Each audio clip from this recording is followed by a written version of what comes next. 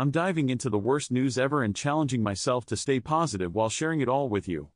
News can be really impactful, and I think we can all agree that sometimes it can be super overwhelming. It's crazy how much of an effect it can have on our emotions and our lives, right? But today, I want to talk about one specific piece of news that really got to me, and I think it's going to get to you too. It's not easy to share, but I want to be open with you guys and talk about this really tough topic. I think it's super important to address, and I hope that by the end of this video, we can all find a way to stay positive despite the tough stuff that's going on. I've been thinking a lot about this news, and I have to admit, it's been weighing on me. I think it's because it just feels so much bigger than us, you know? It feels like this giant monster that we can't even begin to tackle. But the more I think about it, the more I realize that we can't ignore it. We can't just stick our heads in the sand and hope it goes away. We have to face it head on, and that's exactly what I'm going to do today. I'm going to share the news with you, and I want to warn you, it's not easy to hear. But I think it's so important that we talk about it and that we try to understand it. So, here it goes. The worst news ever is that scientists have just announced that a huge chunk of the Amazon rainforest has been lost due to devastating wildfires. I know, it's heartbreaking. The Amazon is often referred to as the lungs of the earth, and the thought of it being devastated like this is just really tough to wrap your head around. The wildfires have been burning for weeks, and it's estimated that thousands of square miles have been destroyed. It's not just the trees, either, it's the animals, the indigenous communities, the entire ecosystem that's being affected. And the worst part is that it's not just an environmental disaster, it's a humanitarian crisis, too. There are people who have lost their homes, their livelihoods, everything. I think what makes this news even harder to hear is that it feels so preventable. I mean, we've known about the dangers of climate change for years, and yet, here we are. It's like, we're just standing by, watching as the earth burns. It's a really hard thing to confront, but I think we have to. We have to acknowledge the role that we've played in this, and we have to take responsibility for our actions. The thing is, this isn't just a problem for the Amazon or for Brazil, it's a global problem. We're all connected, and what happens in one part of the world affects us all. So, even if we're not directly affected by the wildfires, we're all indirectly affected. We're all part of this global community, and we have to start acting like it. I think what's really striking about this news is the way it's bringing people together. I've seen so many posts on social media, so many people speaking out and saying, this isn't okay. And it's not okay. We can't just stand by and watch as the earth is destroyed. We have to take action, and we have to take it now.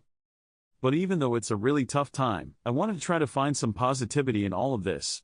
I want to try to focus on the people who are making a difference, the people who are working tirelessly to protect the Amazon and to fight climate change. I want to focus on the communities that are coming together, that are supporting each other, and that are refusing to give up. I think that's what we need right now. We need hope. We need to believe that things can get better, that we can make a difference. And I truly believe that we can. I believe that if we work together, if we support each other, and if we take action, we can make a difference. We can save the Amazon, and we can save the earth. One of the most intense parts of this story is the reaction from the people who are directly affected. I mean, can you imagine waking up one day and finding out that your home is gone? That everything you knew and loved is just gone? It's heartbreaking, and it's infuriating. It's infuriating because it feels so preventable. I think what's really interesting is the way that people are responding to this crisis. I've seen so many stories of people coming together, of people supporting each other, and of people refusing to give up. It's amazing to see, and it's really inspiring. I think what's also really striking is the way that this crisis is exposing the deeper issues. I mean, this isn't just about the Amazon, it's about climate change, it's about deforestation, it's about inequality, and it's about injustice. It's about all of these bigger issues that we need to confront. But even though it's a really tough time, I think there's a way forward. I think we can use this crisis as an opportunity to make a change. We can use it as an opportunity to come together, to support each other, and to take action. So, what can we do? What can we do to make a difference? I think the first step is to educate ourselves. We need to learn more about climate change, about deforestation, and about the impact that we're having on the earth. We need to learn more about the Amazon, about the people who live there, and about the animals that call it home. The next step is to take action. We need to start making changes in our own lives, changes that will reduce our impact on the earth. It's not about making drastic changes, it's about making small changes that will add up over time. Finally, I think we need to support each other. We need to come together as a community, and we need to support the people who are working to protect the Amazon and to fight climate change.